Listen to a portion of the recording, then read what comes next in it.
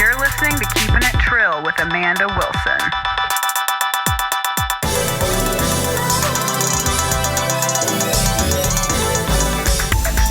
Hey guys, welcome back. It's another episode of Keepin' It Trill. This week, my guest, Christina Ali. How are you?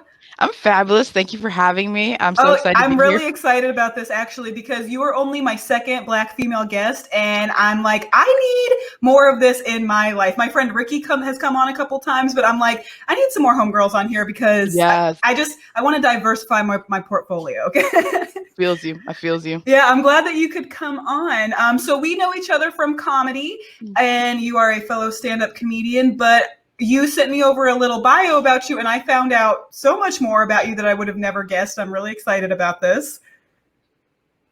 So where are you originally from? I was actually born in Haiti. I moved to America when I was 3. Like, my whole family's Haitian. My little sister, I think, is the only natural-born American citizen. But me and my family are basically all citizens. I became a citizen, actually, I think, in like 2014. Oh, really? And so, yeah, my Haitian accent is completely gone. So a lot of people talking to me would be like, oh, you know, she's African American or whatever else. And it's like, no, I'm Haitian. And Haitians be so extra. Like, we just can't have regular events because it's just like Haitians are like the Florida, I think, of like the African community overall, like in the diaspora. I feel like we're the Florida a little bit, but it's like we be having revolutions because it's Tuesday and some guy wore a blue tie instead of a red tie. And it's like, it's not personal, baby, but you're not making the cut. Okay, tell me this. So is Haiti considered in the Caribbean or is it part of the West Indies, or are they kind of the same thing? I don't know, like, what's the distinction there? Yeah, I'm not sure of the distinction in terms of like West Indies. I know for sure Haiti's considered a part of the Caribbean or Caribbean. I'd be saying that wrong. Like, me too. I know. It's like if you say the sea, you say it one way, but if you're talking about the region, it's I don't. Oh my God, yeah. Everyone knows what we're talking about. I'm like, y'all know what I said. Yeah, south of Florida, you know what we're talking about. Oh, sorry, what? Oh, no, I'm sorry. Did I miss a question? No. I thought the computer froze. Sorry. I was just saying they know what we're talking about when we say Caribbean. So what made your family come here? Just the opportunities. I think like my dad came first, and then of course, like, you know, we all kind of moved over, and so, you know, started American school.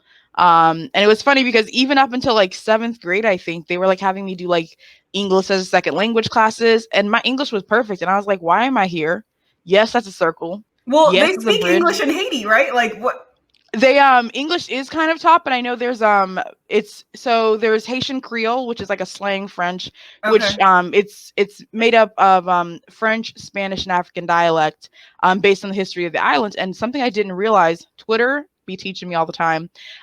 Haitian Creole is a part of like the African vernacular kind of English. So in America, we have African American vernacular English. People used to call that Ebonics and other things. And it's kind of like that slang that a lot of Black people sometimes have.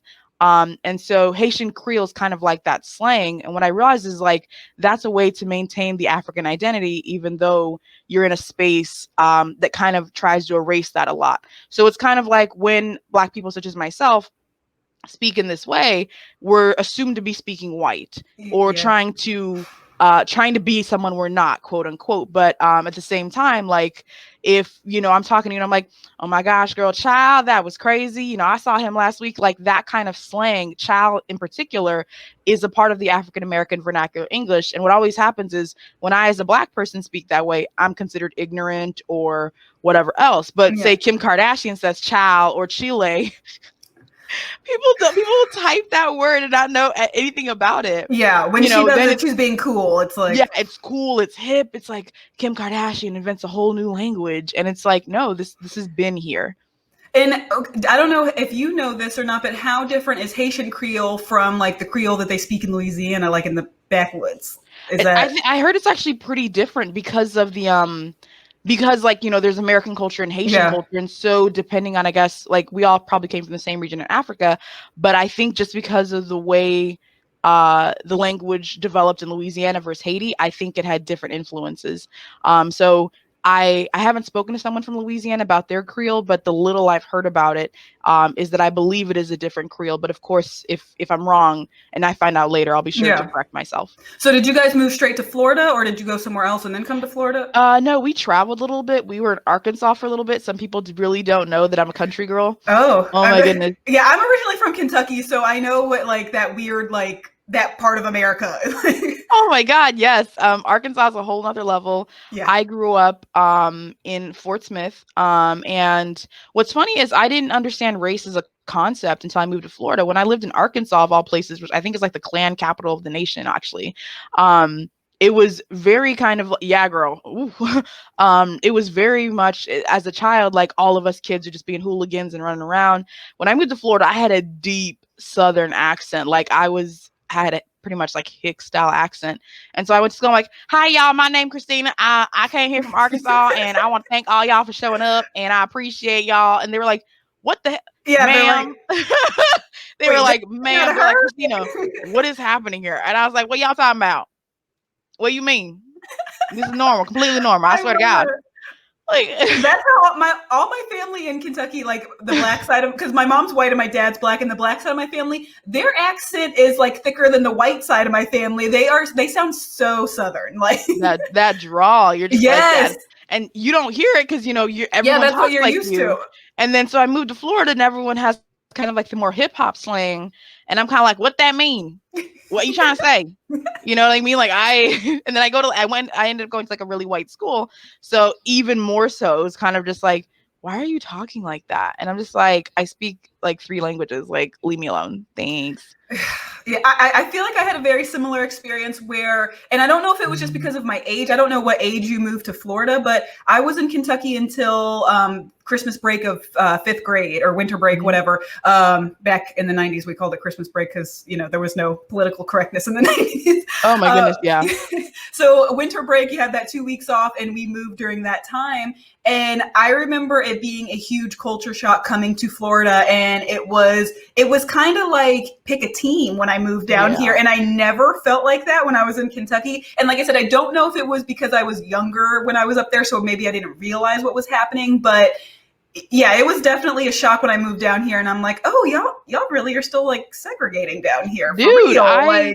In Arkansas, like it was like, you're like, and I'm sure you experienced in Kentucky, like your white neighbor was just as hard on you as your like, black mother or father. Like they, you know what I mean? Like they were on you, but it was like all y'all kids, you know what I mean? Like it was like all of you were getting in trouble. It wasn't like you as the black person were the problem. It was no, Tommy Lee, why are you over there always causing trouble? And you know what I mean? Like it was like that. And so I remember when I moved to Florida, I had like the, oh crap, I'm black moment. And there's like Peter Griffin Family Guy that he was like, holy crap, I'm black when he became like Cleveland for an episode. But literally people kept telling me at school, they're like, Christina, you're so black, but you talk so white. And I was so confused. I'm like, I am not a crayon. I don't know what you're meaning. And literally I like looked in the mirror, and it was like this moment of understanding that somehow black was different. And therefore being a black person meant something separate that I did not know before. And it was funny because I was like, holy crap, I'm black. My mom walked by at the same time, was just like she just kept walking. She's like, this child is special. Yeah. And I'm just going to leave you be. I know. I don't even know what my parents think about like my evolution, because it's been a roller coaster for sure. Like I grew up mostly with my mom's family, but so that was the white side of my family. But at the same time, I had a lot of cousins that were biracial. Like all of my mom's sisters had kids with black people except one. So I have like out of 15 cousins in my generation, only 3 of them are all white. The rest of them are all biracial. Yeah. So it never was weird at home. I never thought about it.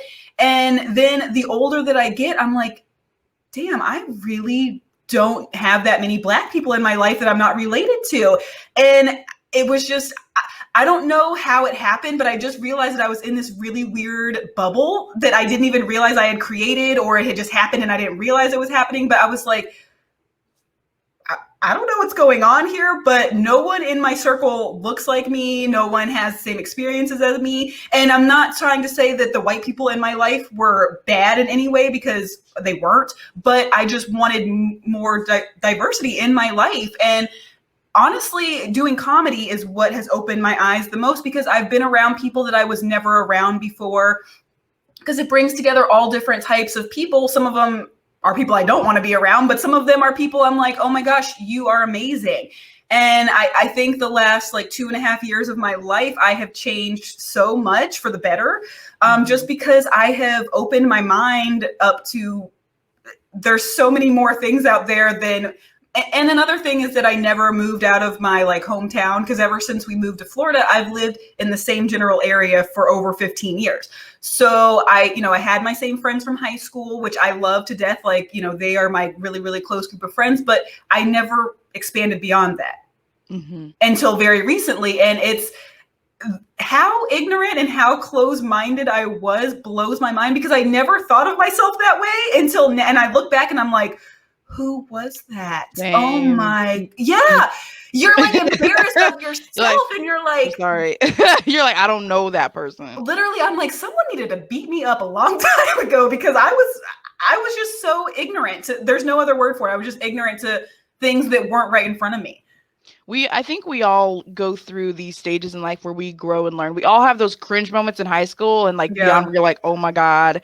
I like feel bad for people who knew me in high school, because I was so intense. But I understand completely what you're feeling, or what you're saying, because similarly, like I, especially in recent times, kind of went back and looked through, and I'm like, growing up in predominantly white spaces, I didn't have a lot of Black friends. And so I didn't really actively, and like in college, you actively try to include more Black people in your space. And the other thing is, as you go, you learn to like verbalize what you're trying to say, or like what you're feeling. So I remember like in high school, going to predominantly white school, like when Trayvon Martin was killed, I was upset. My other one Black classmate was upset. But like my white classmates didn't understand why this was so traumatizing for me and my other like Black classmate.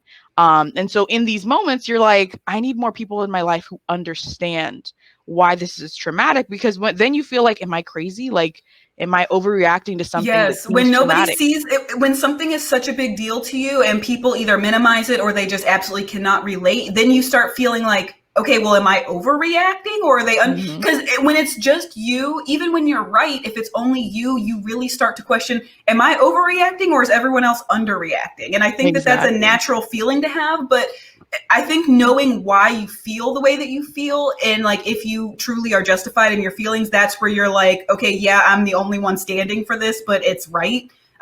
And I think that that's something that definitely comes with age and maturity, where you're like, I don't need a whole bunch of backup. I can think that this is right on my own. Exactly.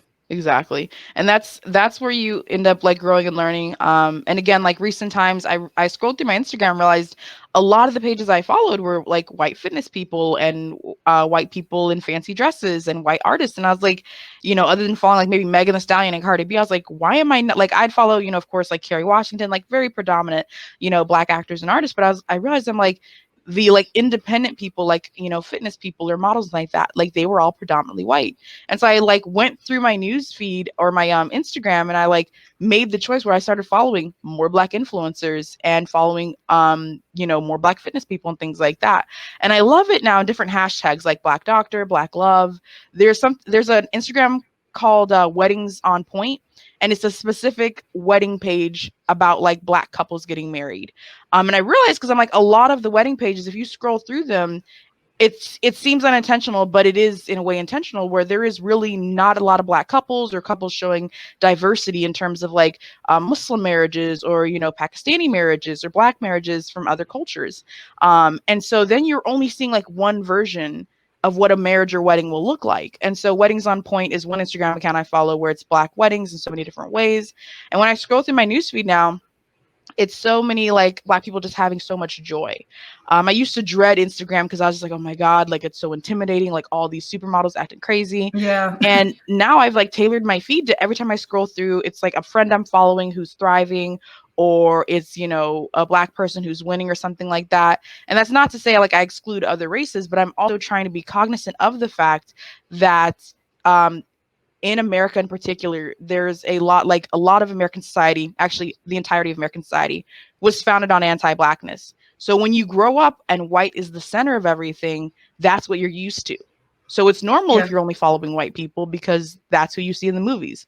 That's who's on the TV shows.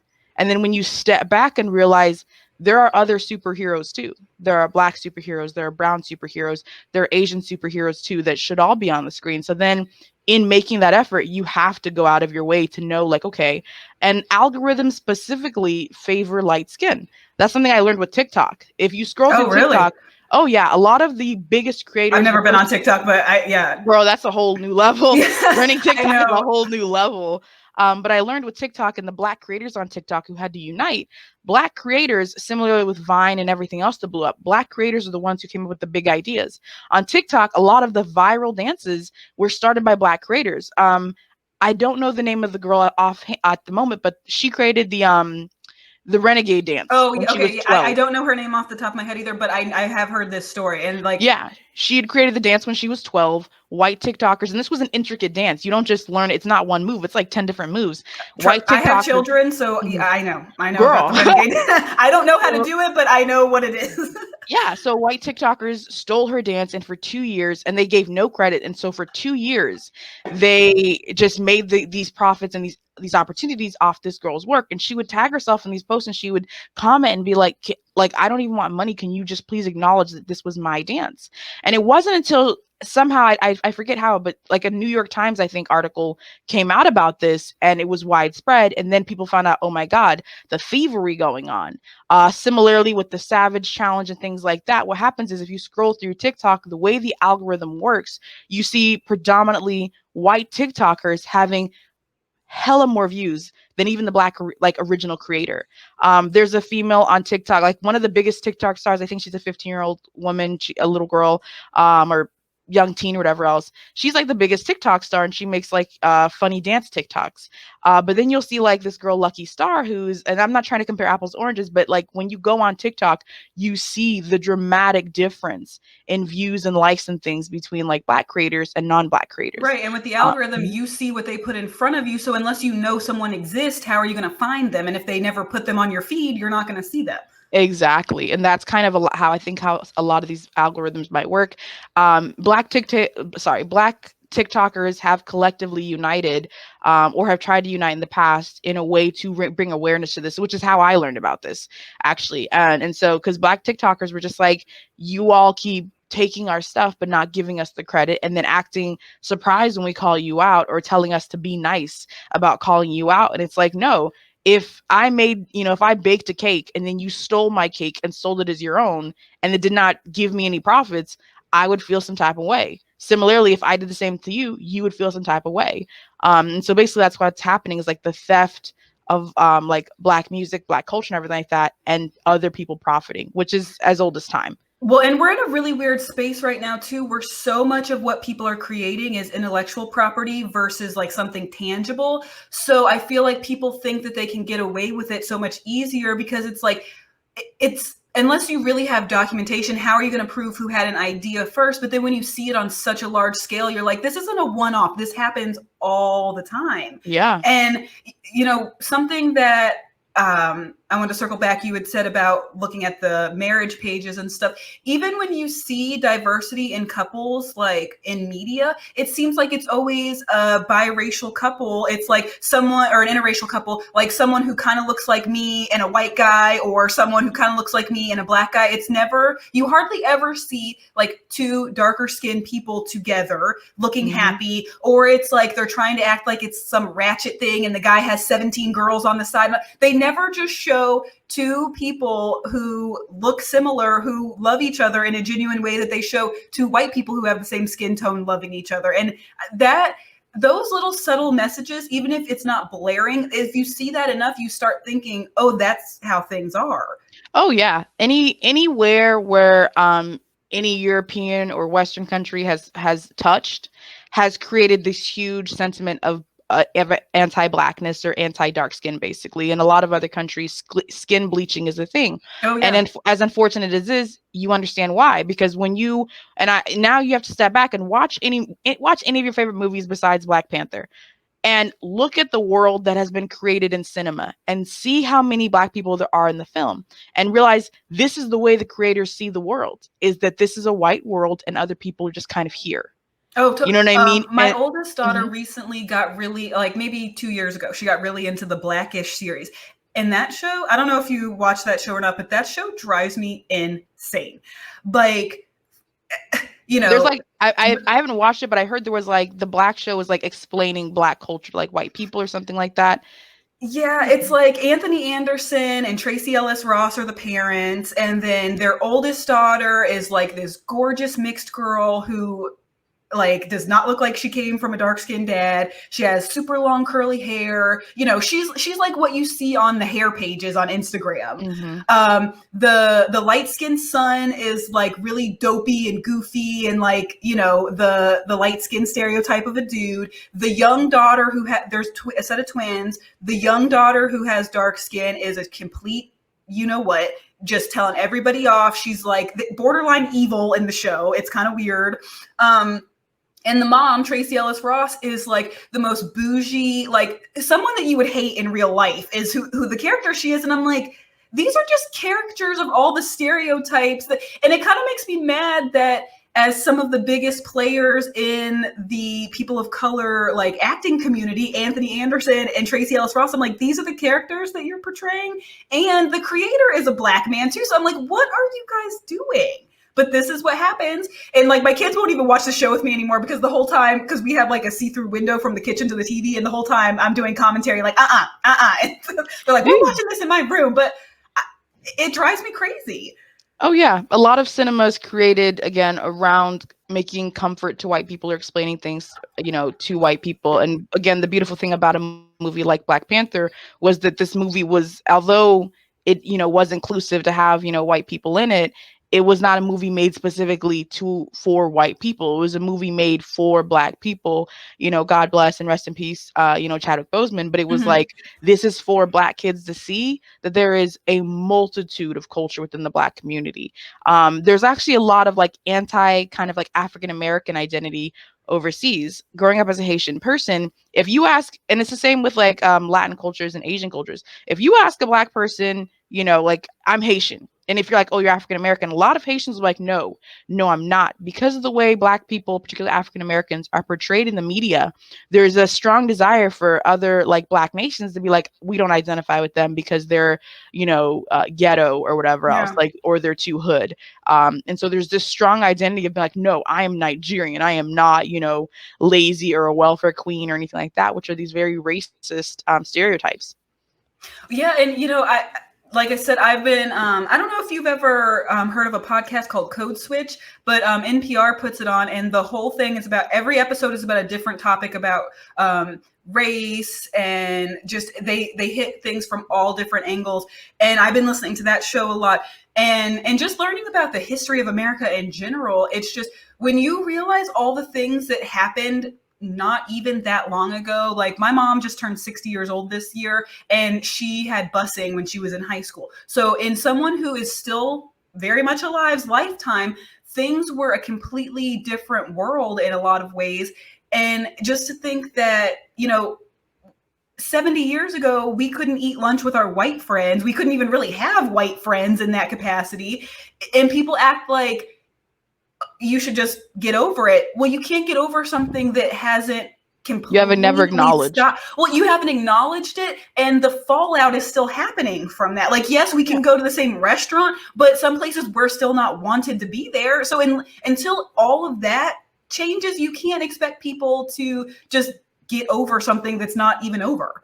There's no acknowledgement. That's the problem. Yeah. In other countries, when, mass genocide and other things have happened, there is a strong overall acknowledgement within the history books, within classes, within society. There's a reckoning of some sort. Oh yeah, what happened was wrong, and we acknowledge, we take responsibility for it. In America, that has never happened for Native Americans or indigenous people. That has never happened for the Black community. I don't believe it's ever happened I don't know if it's happened for the Asian community. And I can't speak for other communities, but what I do understand about America is that we've never had the moral reckoning. For a lot of people, they don't understand the brutality and the utter sheer I don't even know, like the gruesome nature of slavery. I remember in college, I had a professor say, because when we say plantation, for example, there's this image of like a happy slave on the plantation just serving tea to their master. And instead she was like, call plantations labor camps and see the change in your mind of how that would look. She's like, they were labor camps. The way people were kidnapped and beaten and branded. And again, people truly do act like civil rights has been this thing. No, this happened 70 years ago from a lot of marching and protesting. Ruby Bridges, who I believe was like the first young Black girl to be integrated in schools, she's 66. Like, she just turned 66. And so people act like, you know what, we gave you Barack Obama, can y'all let it go? And it's like, no. I think someone on Twitter, I was like, no. Because in schools, people are selectively taught about MLK and Rosa Parks. They have these benevolent images of like Black people just asked. They really do believe the civil rights movement was a peaceful movement overall. No, the civil rights movement on the part of white people was aggressively violent and unnecessarily violent. And Black people showed up in record numbers continuously to attain the rights we have now. People really they're like, march and, do this peacefully. There is no right way to protest. And I will say this forever until I die. White people, non-Black people, should never open their mouth and tell a Black person whatsoever how to protest or how to do anything. Because Colin Kaepernick in 2016 kneeled silently out of respect. He created that kneeling that's the most peaceful thing that someone can do to take a stand, and they say that. And I believe he created that after working with 2 former military personnel about why to be more respectful to kneel rather than to sit. And then white America lost their mind. They're like, they need to get those people in line. And when the way people say there and them and those tells me you really want to say Black person or the N-word, but you don't want to say that. So you're going to say something else. Colin Kaepernick, I believe, kneeled for 2 years or at least 1 year for sure. And he was blackballed by the, NFL, and there was this whole controversy. And now people are just hoping Black people just kneel and it'll end. And it's like, no, now you done messed up. And I'm like, Colin Kaepernick warned us about this time. Like, people at work will talk bad about Black people, forgetting I'm sitting right there. And I will have to step up. I'm one of those people that I'm like, if you're speaking bad about Black people in my presence, now that I know what I know, I will let you know what you're saying is factually wrong. I don't care. Yeah, I do not. And I know that the NFL season just started back up for this year, and they had a game on Thursday night where the 2 teams, I want to say it was the Kansas City Chiefs, I forget who they were playing, but they did a moment of silence on the field. They all locked arms, and the entire stadium was booing. Yeah. So it's like, but at the same time, it just blows my mind, because your favorite pro team, college team, whatever, would be absolute dog crap if all those Black players weren't on it. There's like white quarterbacks and white offensive linemen, like what everybody, all the other people. It blows my mind, like how you want them to do good to score points for you, but they better shut up and play ball type of thing. It just blows my mind that you can hold those 2 ideas at the same time. Like, they want Black people to be grateful that we're even allowed in this country, or white people feel they have rights to the country more so than Native lives or Black people. And the funny thing about that is just like when Tim Tebow was kneeling on the field and praying, he was the American Christian hero that was righting the nation. Because as long as it's white and Christian, it's amazing. Anything else than that, you need to shut up because you're stirring the pot unnecessarily. Yeah, I think I read a tweet or something like that where it's like, America is so racist that to protest racism, it is assumed you're protesting America. And this thing it's about the flag. Like, I remember someone at work, literally, and this was the most hilarious thing I ever saw. It was 3 people at work who were like, yeah, that K guy, whatever. I guess he didn't really want to work. He didn't know what he was doing. And I was on the phone paging a doctor. I was like, and the Black came out of me because I was on the phone. It was like 3 a.m. and they're talking trash. And I'm looking at one of them like, if you want, I'm like looking at him like, y'all better get your friend before I do. And they were all just talking because as the only like Black person there at the moment, they really forgot I was sitting there. Literally, I was like, I'm gonna call y'all back. And usually I'm at work, I'm just like, okay, I'm here to page so-and-so for blah, blah, blah. I was like, I'm gonna call y'all back, and I hung up. And then I turned and I was like, no, his name was Colin Kaepernick. He's considered an African-American hero for standing up for Black people. That is why he took a knee. And they were just like, well, they're disrespecting the flag. I'm like, no one cared about the national anthem before. Nobody was up in arms about it. Some of you all would go get snacks during the national anthem. And that's not to say I don't respect the national anthem, but it's like, y'all are acting like everybody cared about the national anthem during a sports game, but previously. And I was like, no, y'all, I'm like, and I was like, okay, well, this is even before the game. Like, now it's not even about the national anthem. This is before the game. Yeah. So why is it still an issue? And they're like, well, it's so disrespectful. I'm like, sir. And so then the white coworker was just like, you know what? I'm not going to argue with you. I'm like, all right, good. That is the point. And that is what is frustrating about being a Black person in a white space having to work, because it is traumatizing enough to see Black people getting murdered on the news. it's even more frustrating to come to work and hear your white coworkers talk badly about Black people while you're sitting right there, and then think somehow that you're going to sit there and be like, yeah, no, you're right. Forget those Black people in the streets, sir. Well, things like that used to happen to me all the time. And then I'm like, what am I protruding that makes these people think that it's okay to say these things in front of me? Like, they don't even count. Like, I can't even tell you how many times people have been like, oh, but you're practically white, or you're like, no, I'm you're not them.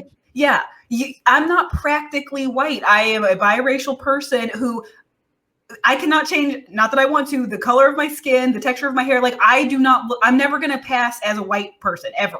So for you to negate that I am not white and act like, oh, well, pretty much they're saying you fit in with us, so it's okay, but it's not okay. And people are so insensitive to race. And if you get upset about it, then you're the angry Black person.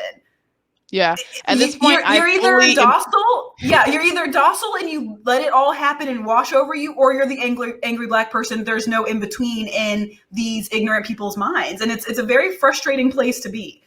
Oh yeah. At this point, I've completely embraced the fact that if you want to think of me as the angry Black person, when you talk about that, I will 100% be that. I'm like, y'all gonna learn to stop talking about the stuff in front of me. Y'all gonna learn. I'm not gonna let you have this comfortable white space where I'm sitting right here because I have to sit here. I have to be here. And you get to talk about my people like that. Because then I keep trying to tell my coworkers, I'm like, what it means is that if it were me on the news, if I was the one with the knee on my neck, you would justify my death. You would justify the violence against me because I'm no longer Christina that you know. Yeah, that you sat here with 40 hours a week, you know me, but if I'm resisting arrest or whatever you want to say that I was doing or not doing, you're like, well, they should have known. Exactly. And I'm like, I will not tolerate this. What's funny though is that coworker was complaining about kneeling, and later on they're like, I'm not racist, right? I'm like, I don't care, sir.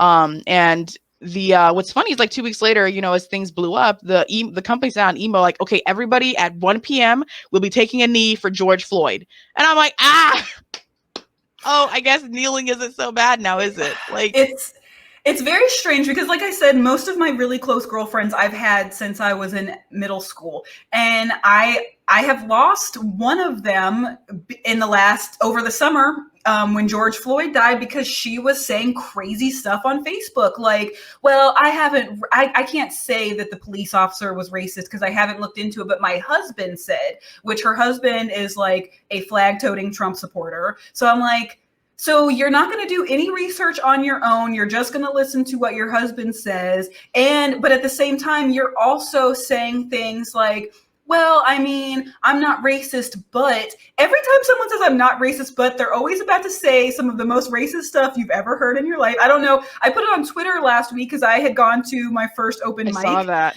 Yeah. And I mean, you're in the same community that I am. So I'm sure that you have had experiences as well. And I don't know if I just used to really not pay attention or if it got worse or what, I don't know. But I went to this open mic and there was probably 25 people on the list. Myself, JJ Curry, and another guy were the only Black people there. Myself, LG Gray, and Lauren Lance were the only women there. And out of all of the people, all the guys that went up, there was 4 or maybe 5 that did not get up and say something that was just, I'm not kidding you, every single one of them went up and said, the Jews, just like that. Or they had some really stupid joke about Black people that I'm like, okay, but people were saying this in 83. Like, can you get a little bit, if you're going to make a race joke, better. Yeah, like, if you're going to make a race joke, it better be a lot funnier than what you're saying right now, because you just are looking like an asshole.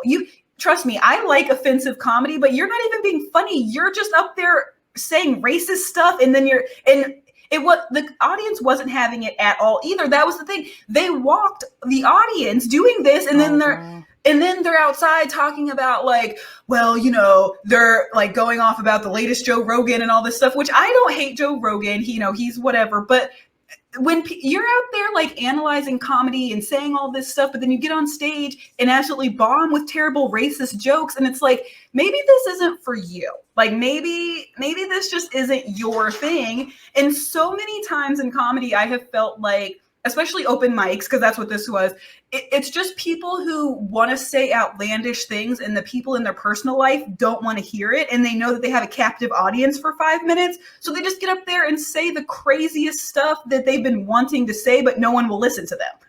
I've seen people, and this was actually not a white male, it was like a biracial or mixed female. She got up and made like a Holocaust joke. It was like when Australia was burning, and it's talking about like how the kangaroos were burning. She's like, it reminded me of the Holocaust. I'm like, and I was like, oh my God. Like, I was just like, I audibly said that out loud, because I was just like, why would you say something like that? Like, I've never thought Holocaust jokes are funny to begin with, but I'm just like, okay, I love political edgy humor. I think some of the best comedy, true comedy, comes from political information, comes from current events. Yeah, but I'm it's also like just you're doing like social commentary in like an off-color way to try to like, because the world is a scary, crazy, upsetting place. So I feel like joking about tough subjects is something that helps people get through it. But if you're going to go there with a topic like that that's so charged, you better be damn funny.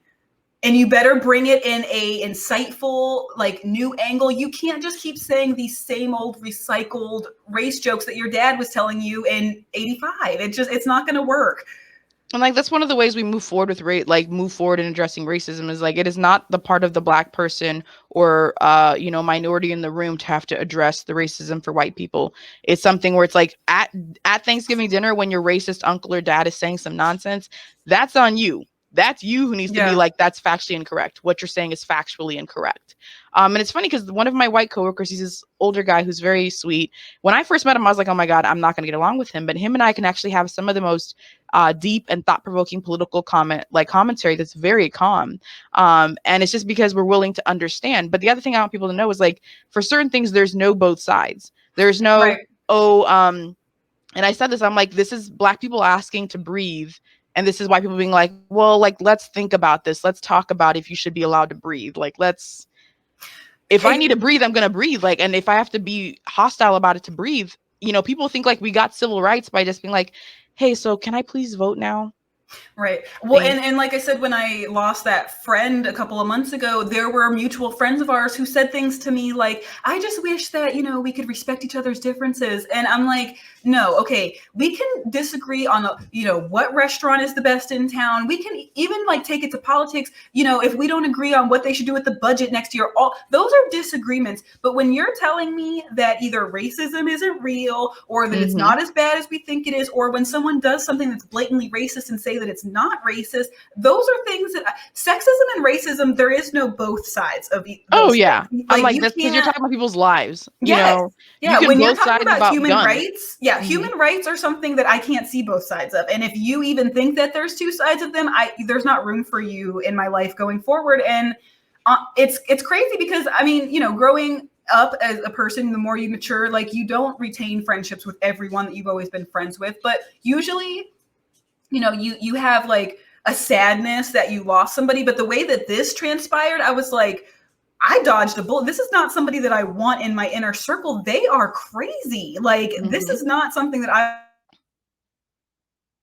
I want to be a part of. Glad that they're gone, and it's funny because ever since that happened, I keep seeing things that like their favorite people keep speaking out exactly against what they are talking about. Like, one of her favorite comedians is Jim Gaffigan. I'm like, he just went slap off on Twitter about Trump, and you have a Trump flag hanging outside of your house. Your favorite artist, Dolly Parton, is talking about Black Lives Matter. Like, all these people that you hold on as about it, and I love her. Yeah, she's just like, be about it, son. When I'm seeing all your idols tell you that you are wrong, I'm like, listen, I didn't even have to get you because the world is getting you right now. Like, I just love when it happens. So, and it's crazy because you were born into a minority, but you're a Black woman. And then I just found out that you also converted to Islam in 2017. How did that come about? Girl, I got to get that trifecta of struggle right there. I know, you're like, I got to be like, it's not enough to be Black. Let's get that Muslim and female identity in there too. So basically, I learned about Islam when I was in college. I went to University of North Carolina at Chapel Hill. While I was there, I believe it was 2015. It could be 2014. In my error for not knowing the specific year, but basically 3 Muslim students were murdered over a parking spot. They all ranged. Campus that you were at. Oh, They okay. they were home one night. So basically there was a young man, Dia. He was a, I think, second year dental student who was about, I think, 22, 23. He married his like childhood sweetheart, Yusur, who I think was 21. She'd just been accepted into the dental school there. Yusur had a sister, Razan. Razan went to another school about 30 minutes away. She was 19. She was studying art. She happened to be there that night having dinner with them. And for weeks they had for, so Dia and Yusur were only married for 6 weeks before they were murdered, basically. And so that I still remember like where I was sitting when we got the text from the school that was very ambiguous about a possible shooting near campus. And then of course later the next day we found out who the victims were. The whole thing was about a parking spot, but it wasn't. This person literally just lost their mind, knocked on the person's door and was like, you need to move your car. And Dia actually recorded these last moments of his life, because they went to the police for a restraining order. And the police were basically like, well, we need proof that what you're saying is really happening. The harassment you're saying is happening. Dia, from everything I understand, actually went out of his way to make maps for his friends when they came over to park in the right spaces. And I think the night of the shooting, it wasn't his vehicle in the parking spot anyways. So these 3 Muslim students were murdered. The community, of course, was grieving and came together. And I remember at the time I've been a Christian my whole life, Seventh-day Adventist, which is a very conservative sect of Christianity. And so I've always believed in the Lord. Is that Jehovah's Witness? Is that the same No, thing? No, okay. Seventh-day Adventists are darn near Jewish. Like Saturday is the religious holy day. They don't eat pork. They don't drink wine. Similarly with Muslims, no pork, no wine. 5 daily prayers and things like that. But basically, I remember feeling really lost. And I remember seeing, and I was really trying to connect with my Christian faith. And then I remember seeing the way his family, their families, were on the news, and through this horrible tragedy, seemed to be so at peace, and seemed to be so patient and kind in ways that honestly I had never seen before. And like, that's not to say anything about the Christian community whatsoever. My mom is one of the kindest and most patient and wonderful Christians I've ever met.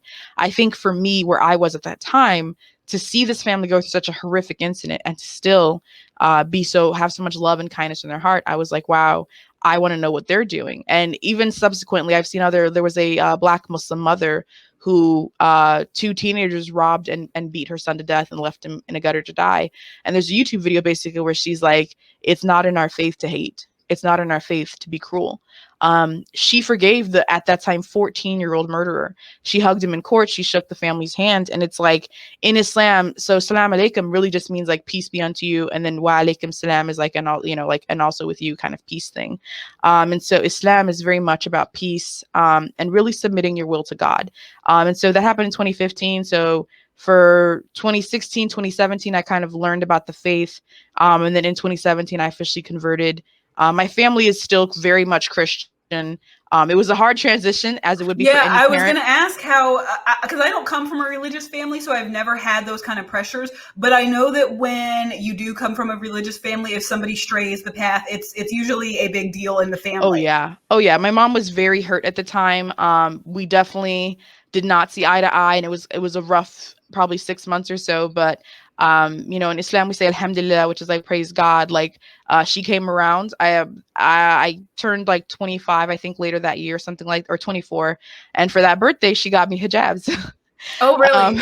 So it was very sweet. So my mom, again, she's a very patient, God-fearing, loving woman. And so over the years, like, Islam is one of those things where any religion, you have to immerse yourself, really learn about it.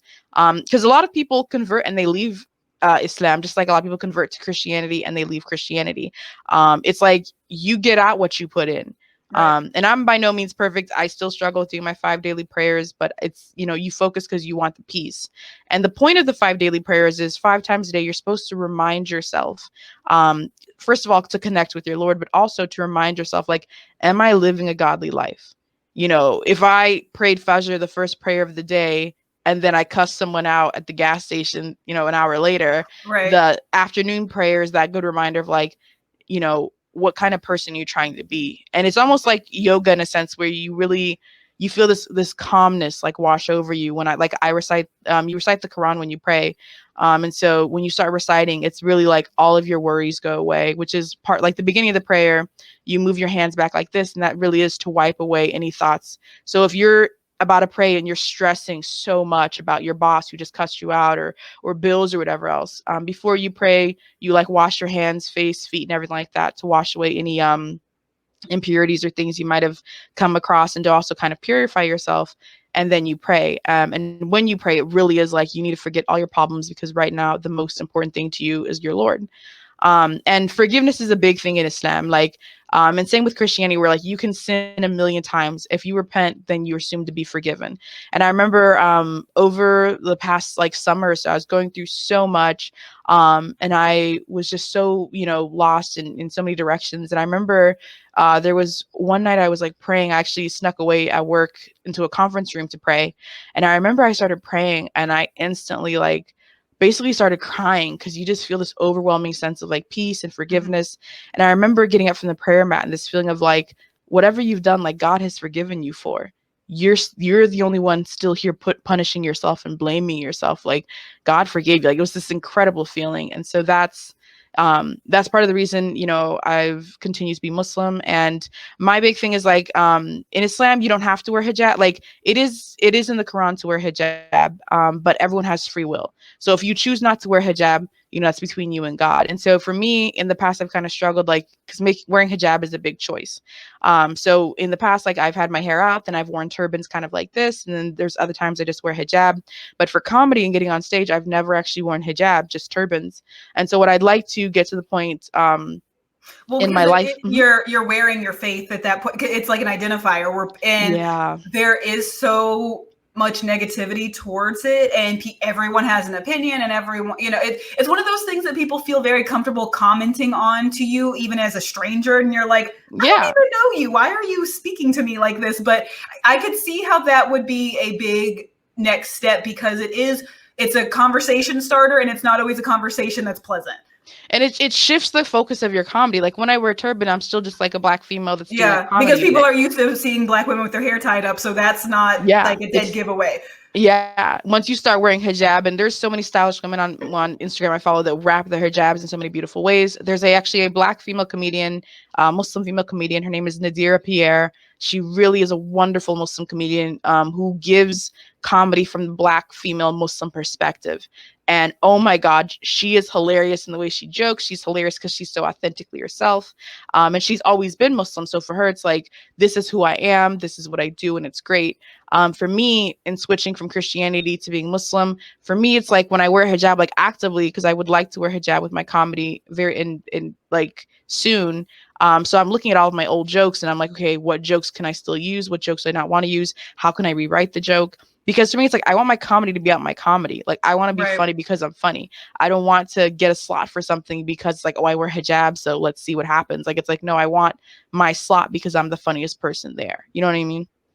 Yeah, no, I totally know what you mean, because I mean, obviously I don't have that particular issue, but I've always really, I always hate when looks are an emphasis of any part of comedy, especially for women, because no one comments on the way male comics look. People are so comfortable talking about the way a woman looks, and I'm like, if you think I'm ugly, if you think I'm attractive, whatever, that's your opinion. But I came here to tell jokes. I didn't come here to model. So as soon as someone makes a comment about your appearance, that's where the focus is. And then now I have to try to prove, oh yeah, I'm also funny too. Like, I didn't just come here to be an object for you to look at. I wanted you to hear what I had to say.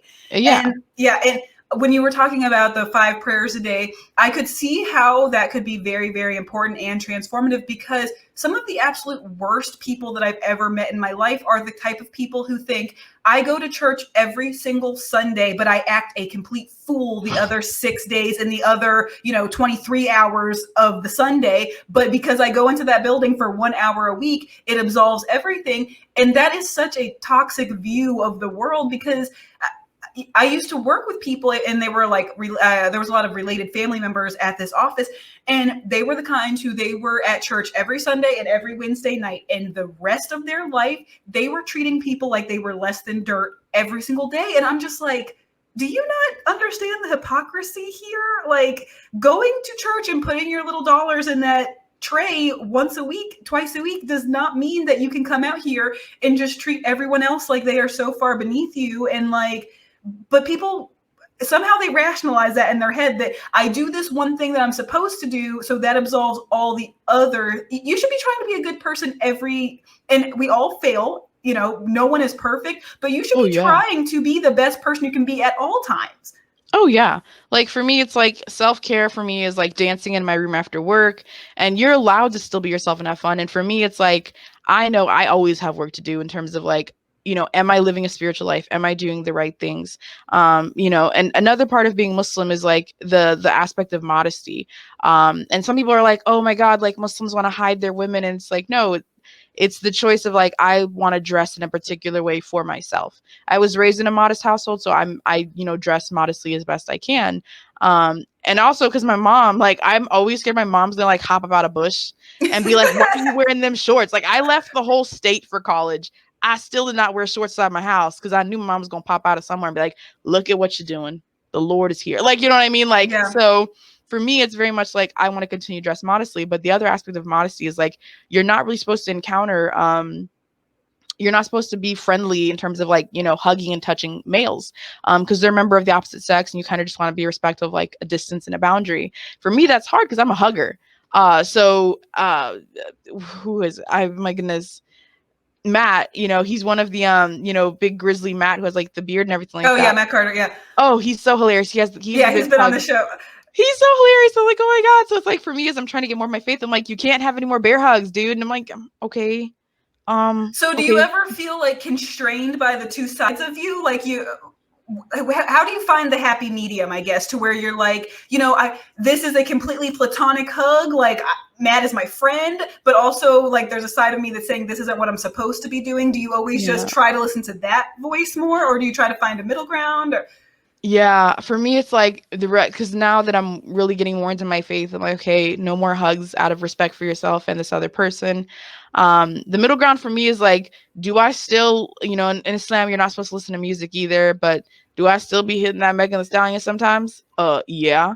You're not supposed to listen to music. You're not supposed to listen to music. Oh, I've never heard that. Oh yeah, it's music is considered kind of like a distraction kind of thing, and you don't want to tie yourself, I guess, to earthly values. So music is considered a distraction, so you're really not supposed to listen to music. And I've tried to taper off music, but like when you're doing a hard workout, a podcast really won't do it. You know what I mean? Like, I need some beats in my head. Like, you need like a bop or something like that. So I'll get home, and if I'm just having a fun night by myself or something like that, like, oh yeah, I'm dancing, I'm having a good time. If I'm with my female friends, that's something people don't understand, is like, you only wear hijab in the presence of males that are not family. So like me performing in front of first, and the other thing is like, as a stand-up comedian, so you're supposed to get married in Islam because it's considered like half your deen, which is called kind of like half your faith. And you get married to kind of preserve your partner's supposed to hold you accountable. You know what I mean? Like, they're supposed to help you with your prayers. They're supposed to kind of ensure that you don't fall into sin and things like that. But as a female who does stand-up comedy, I'm standing in front of males. And so there's like really conservative Muslim men who are like, they could not marry me because I'm standing in front of a male audience, because a mixed audience. Like when you wear hijab, you kind of make the agreement with yourself of like, this is how I'm going to compose myself.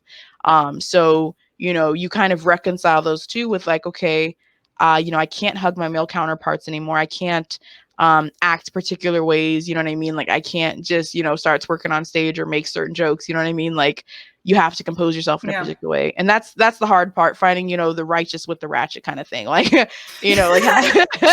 like, just let's line these two up. Well, okay. And and it's not just Muslim, it's pretty much any of the big religions. I wonder how, because I know I was reading your bio that you've done a lot of activism with like intersectional feminism and things like that. And a lot of religions, they have a very traditional old school view on a lot of things. So I wonder for you, how do those two things mesh together? Like you said that you didn't feel comfortable wearing shorts and that kind of thing, which is a personal choice. I mean, whatever anyone does with their own body is a complete personal choice. But I just wonder in your head, how do those two very important ideas meld, I guess? Where do they find, how do you view those things cohabitating in your brain? For me, like, I'm a Muslim first and foremost, and, Black female woman, but I am also 110% supporter of women. Yeah, no, I know that just yeah. from your online presence and everything. So that's why I just like there was like a people lot of would be people like, think, "Oh, you're Muslim," you know. Like I'm like, I will defend Megan Thee Stallion and Cardi B till I die. Like yeah, you will not tell me like, "Oh, these women, they're bad examples." I'm like, these women aren't raising your kids. You know what I mean? Like a woman can do whatever she wants with her body. If I choose to cover, that does not mean I have to impose my religion on someone else, which is the beauty of the US. You know what I mean? Sorry, repeat your question. I got all distracted. You know me. Oh no, it's okay. No, I just your new age feminism ideas and the traditionalism of your faith. I just wonder how you get those two things to make sense in your head, I guess.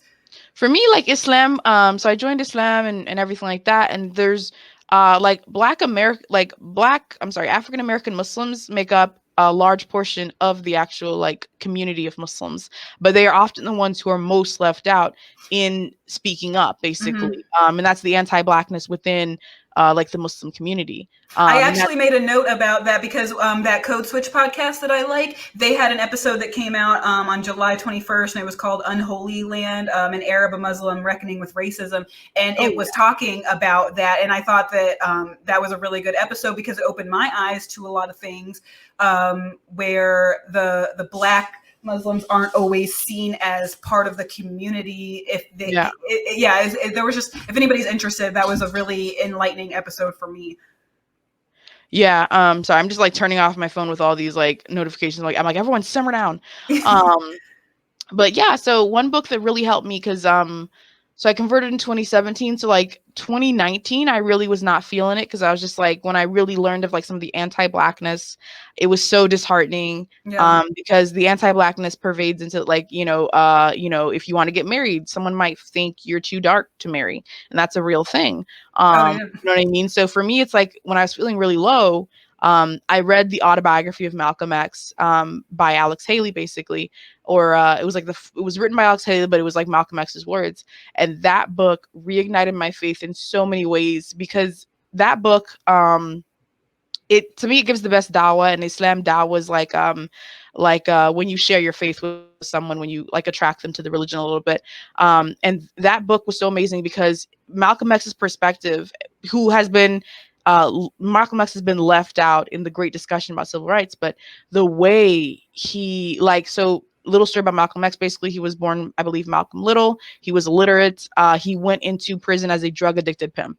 And in prison is when he learned about Islam, became part of the Nation of Islam or Nation of Islam. And that's not Islam. That's a different form. But the way you saw like Allah took him from being a drug addicted pimp to rising him to the level of basically someone with like a PhD, where he's giving speeches, where he's uniting the community.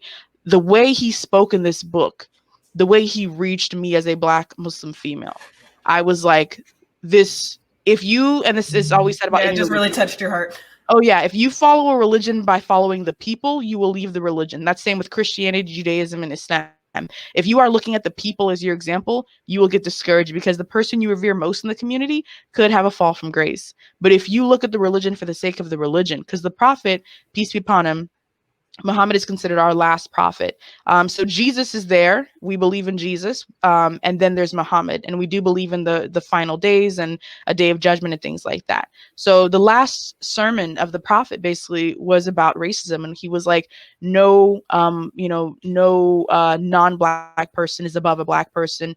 And basically, no person is above another, basically. And so you have this religion that was based on like not...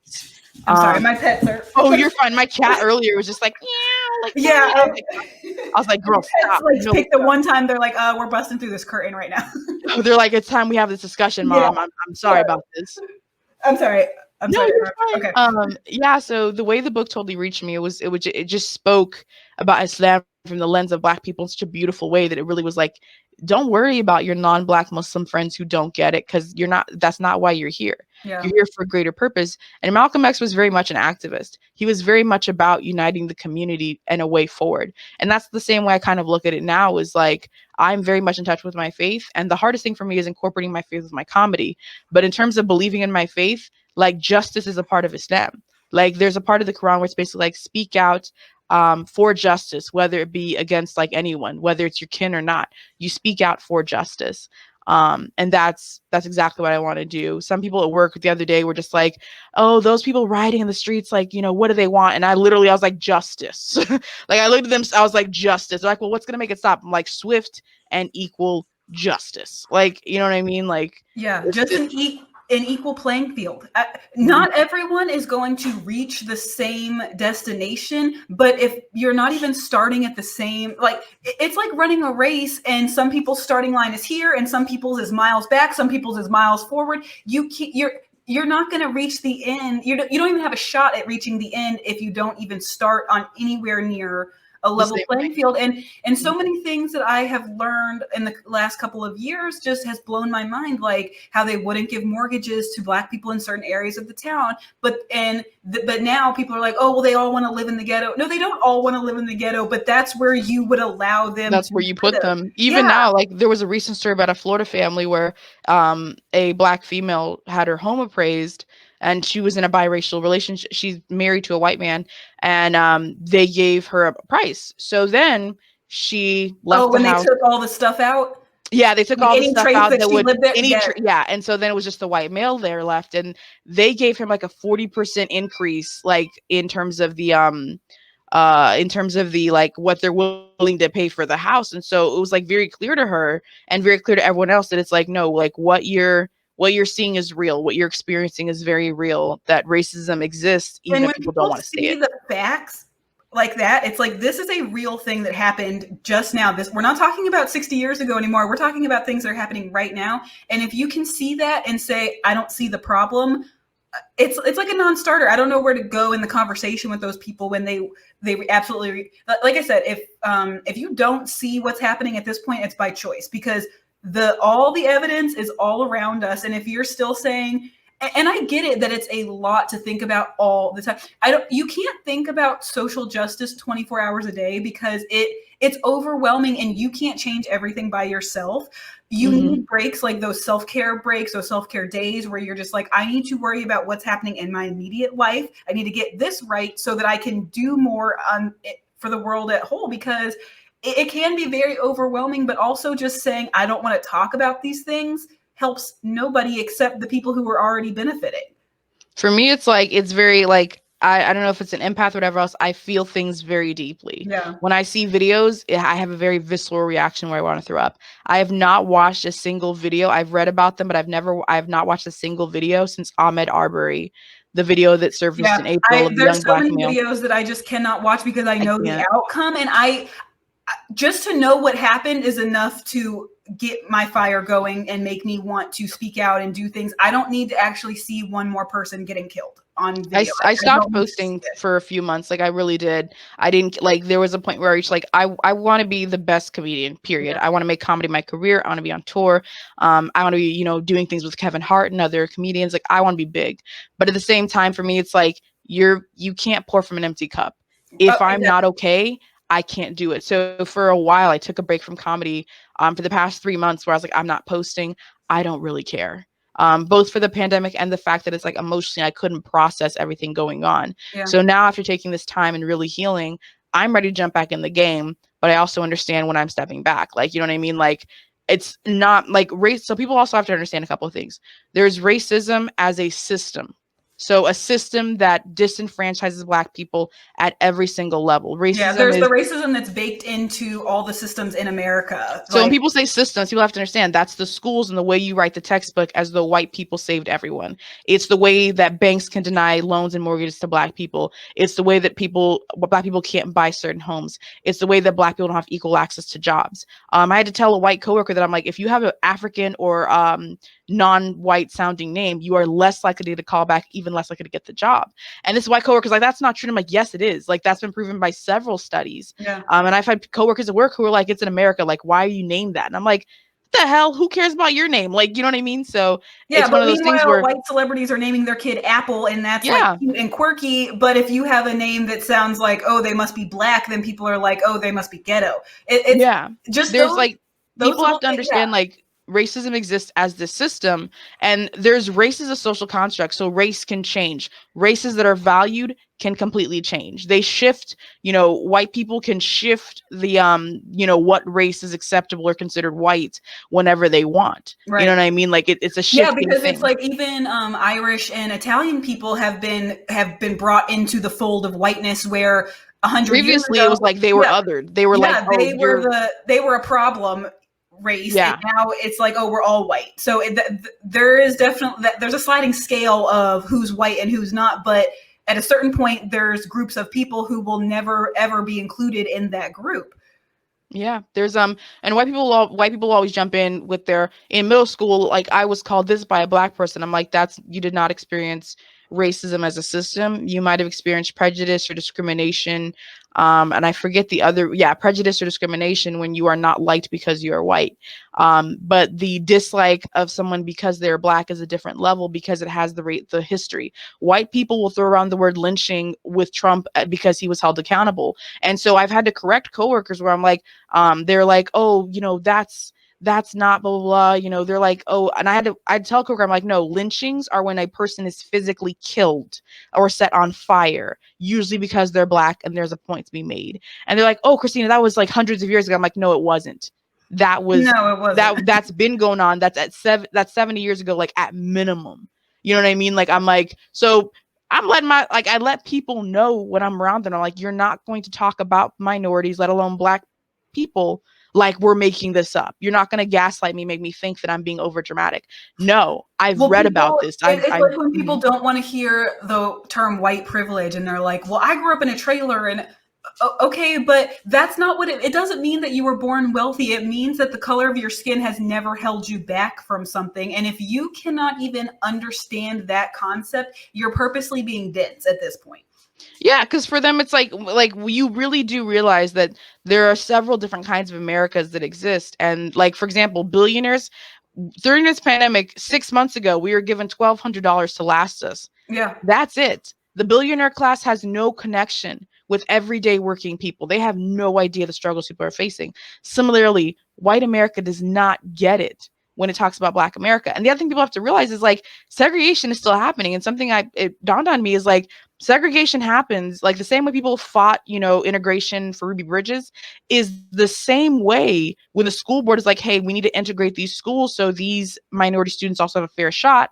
White parents are like, we can't have them in these schools, not because of race, because we're not racist, get it right. Right. But we don't want them to have a negative influence. I'm like, first of all, your kids are on coke. What are you talking about? Well, and also, even in the white community, living in Arkansas, I can only imagine, but like in Kentucky, Eastern Kentucky, West Virginia are some of the poorest places in America. And those are mostly white people. Just even beyond race, the poverty issue in America, it's the haves and the have-nots, and they don't care about the people who aren't in their tax bracket pretty much. And it's like, it's, and thinking that, these white people who are in these horrible, horrible conditions, and they literally live in a single wide trailer out in the middle of nowhere in Eastern Kentucky, and the coal mine shut down and they don't have shit.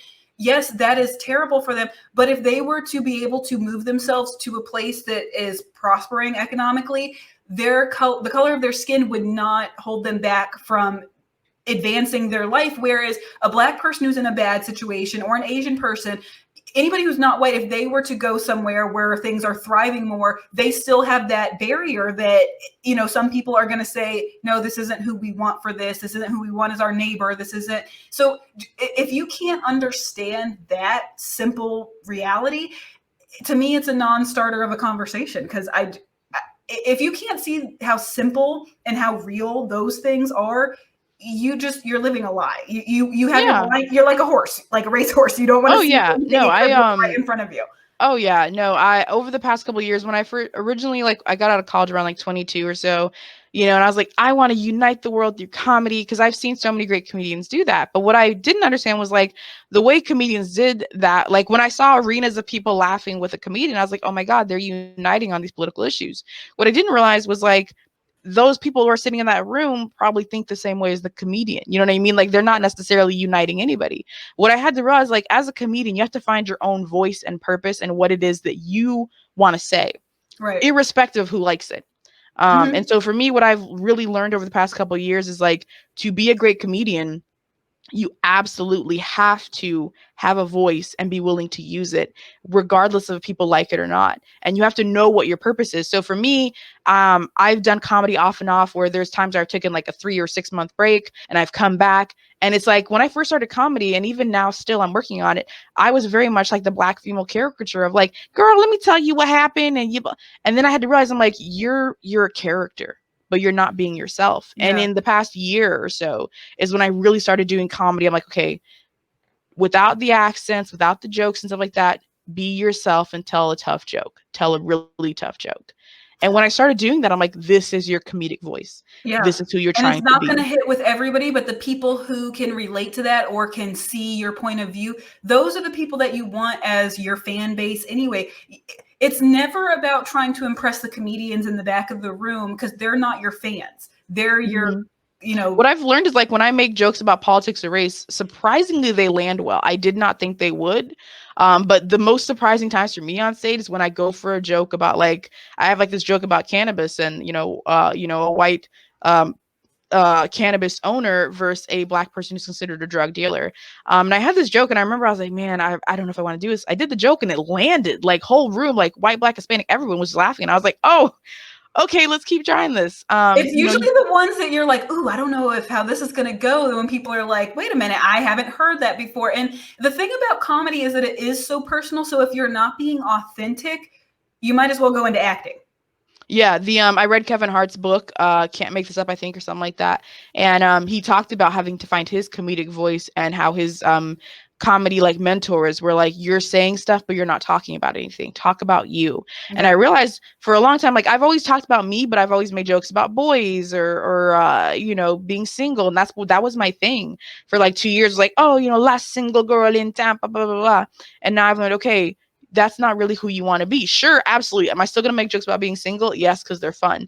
But I want the core of my comedy to be about political moments and be able to really talk about them in a way, and I know this is controversial, but in a way similar to like, a Dave Chappelle or Cat Williams, where it's like it, and again, I know those are controversial figures, but one of the first comedians I saw on television was Cat Williams talking like the Iraq War. And the way he talked about it, and everyone kind of laughed, I was like, he's making a lot of sense, because he, I don't know, for me, it was just like seeing the way he was able to talk about something so political and so controversial and still make a whole room of people, like a whole state, what was it, a whole like concert hall full of people laugh. I was like, okay, it's not easy to do by any means, but I think the best comedians are the ones who are able to speak on these tough topics and still, get the joke to land. And that's my goal. Like, back to like what we were saying, is that you can talk about hard things and things that may upset people, but you have to come at it from a new, funny, smart way. You can't just keep recycling the same old stuff where it's like, yeah, someone can tell a crappy 9/11 joke and it does absolutely nothing, but then Cat Williams can get up there and talk about the Iraq War in a different way, a different perspective, and say, the thing is, you want to say what other people are thinking, but they haven't found the words. Mm-hmm. To me, exactly. I think that's when comedy hits the most, because you're like, oh my gosh, I never thought about it like that, or that's so true. Those are the jokes that get people and that like really grab. You're like, yeah, I got it. We got it. I never thought about it from that angle, like, whatever. Yeah. Yeah. And that's ultimately completely my comedy goal. And like, but for me, there's also a line. Like, I will never make a rape joke, because rape jokes are not funny to me. I've never heard a rape joke that I was like, oh yeah, you got it. You know what I mean? Like, no. Yeah. But I also feel like you can talk about political moments and movements and things and get people to get your perspective. And for me, it's like, I want comedy to be my career. The day I can, my only job is to go on, tours and work and put in this work, do podcasts, do interviews, and talk about these things that I'm passionate about. That's when I'd be happy. Would I be happy working a 16-hour day if I get to do what I love? Absolutely. For me, it's like, this is what I want my career to be. But again, you want it to be meaningful. Yeah. You don't want just to be, when I realized, I'm like, you're being and I remember right after I did one of my tough sets, it was about politics. I was not doing the single girl bits. It was just me being serious, just me doing these tough jokes. And I remember after I got off stage, people were like, you did good. I felt kind of down. I was like, that's not a good crowd. That wasn't a good set for me. And when my, male comic friends came out to me right after, he's like, Christina, and this comic friend has been so good to me, and he's always told me the truth about my sets. And he was like, Christina, he's like, this is you becoming a real comedian. He's like, this is you being yourself. He's like, I've watched you for 2 years try to be somebody else and try to be a character and try to be everybody but yourself. He's like, tonight you were you. And he's like, he told me, he's like, this is going to be hard. He's like, this is not going to be an easy thing where you're going to get on stage and it's going to be perfect. He's like, but seeing you do this tells me you're ready to grow into what you want to do. And he's like, this changes a lot for me. And I really appreciated him pulling me aside after and telling me that, because I was like, I was feeling so down, and it was like, okay, you're on the right path. And so now for me, after coming out of hiding with everything going on, you know, that's how I want to move forward. Like, I want to move forward as a great comedian that talks about politics. I want to move forward as a woman who respects my faith and also wears hijab, but is still the funniest comic in that room. You know what I mean? Like, I want all that. the parts of you, and it's going to hit with somebody. Yeah. You're never going to get everyone to like you. So the best thing that you can do is just be yourself, and the people that it connects with are the people that you want it to connect with anyway. Really. I mean, I feel like that's what it really comes down to. I'm so glad that you were able to come on today. I feel like this has been a really, really good conversation. Do you want to tell people where to find you online? I know that you have a YouTube channel. Oh yeah. So this is what I love. First of all, thank you for having me. Let's do this again for sure. You're always welcome back on the show. This was so fun, but you can find me on all social media at Q as in Queen, G as in Goddess. I know. Christina, Christina, Ali, ALI. So QG Christina Ali, Facebook, Twitter, Instagram, YouTube, TikTok, my goodness, Snapchat, all of them. And YouTube, I think it's QG space Christina Ali. So like, I think with YouTube, you have to put the space between QG space Christina. I'll find it and I'll link it in the show notes. So yeah, but and I'm jumping back on that as well. So there's going to be some exciting stuff I'm going to be putting on YouTube very soon. So for sure, subscribe. And Amanda, thank you so much for having me on the show. I'm so happy to have you. I feel like, you know, I have a lot of comedians on this show, but it's not a comedy podcast. It's whatever it turns into. I just like to have real conversations with real people. And like I said, I'm so glad that I started doing comedy, because it has brought so many different types of people into my life. And I have had some of the most amazing people on this show who do comedy on stage, but that you have a stage you and you have a real you, obviously. You know what I mean? And it's like, we are real people under this, and we have real thoughts and real things that have happened in our lives. And those are the things that I just want to pull out of people. So I, again, am so thankful that you were able to join us today. And I guess that's really it. Yeah, have a great rest of your day. I'm excited to hear this when we're done, because I'm like, we're going to probably get phone calls. You're like, oh, what the hell is that? Someone's going to call me, Christina, do you hate white people? I'm like, no. You know, that is one thing that I was struggling with when I don't even know what to call. Like, I feel like awakening is like too intense for me, because, and like, I do still kind of struggle with like being emotional. I am a pretty guarded person. So to be very open is still a new thing to me. So I never want the white people in my life, or white people in general, to think that I all of a sudden don't like them. That is absolutely not the case. But of all people, of all walks of life, if we're not working towards the same goal of everyone having human rights, that's all I care about. Exactly. I don't care where you come from, what you look like, where you're going, as long as you think that people matter as a whole and that everyone should have a right to live a life, then you're fine in my book. But if you're like, well, yeah, but that's where I'm like, you're like, nah. And people do get that misconstrued, like, oh, you know, you're anti-white just because you're pro-black. And it's like, no, both things can exist at once. Yes, I can still love and respect and have a care for white people, while also strongly supporting black people and caring about the overall like end goal or success of other black people. So, you know, it's one of those things where I feel like although it is uncomfortable for some, it is for me incredibly necessary to have these conversations, because I feel like we cannot move forward if we don't know where we came from, if we're not acknowledging everything that has happened. And it makes me question also the people who do get uncomfortable by these conversations, because literally most of the people that I know are saying is, we think that everyone should be treated like a human being and have a right to live a life that's not, you know, obstructed by the man. Any kind of barriers or anything. Yes. Everyone should just have an opportunity to try to live their life in the best way, whatever that means to them. As long as you're not hurting someone else, no one else should be trying to tell you how to live your life. And as long as we agree on that, then you're fine in my book. Exactly. All right. I'm going to let you go, because we'll be here all day. I love this conversation. Well, thank you so much. You guys follow Christina online, and I will be back with another episode next week. Bye. Bye. Thank you. Thanks. Thank you so much. Oh, That was great. Like it was. I feel like it was intentional, but not too.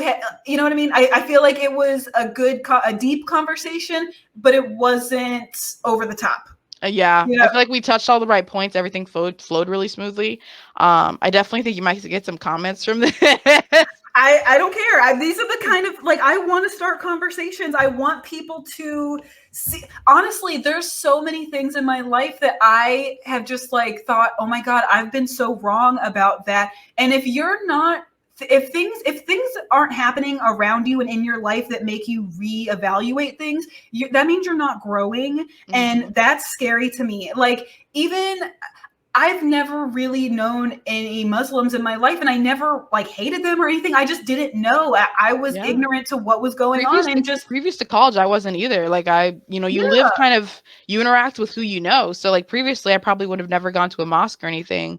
And even after college, I was like, am I sure I want to be Muslim? Like, can't I just be a better Christian? But truly, I feel like Islam has given me that peace that I like really have always wanted. So, and just even think, just opening my mind, because I've never been a religious person. I don't know if that's ever going to be in the cards for me, but even opening my own mind to think, if this is what makes this person's life mean that much more to them personally, why do I care?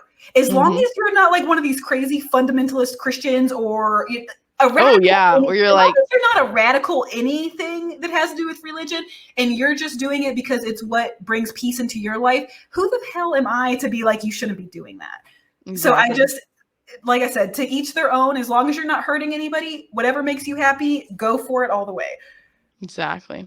All right, girl. Have a good day. I know. I was like, listen, I could keep. I know we could talk all day about this. Like, I'm like, darn it. But all right. So have a good day. And I'll have this episode out tomorrow. I'll tag you and all this stuff. So, yep, that's it. All right. See you, girl. Have a great day. Bye.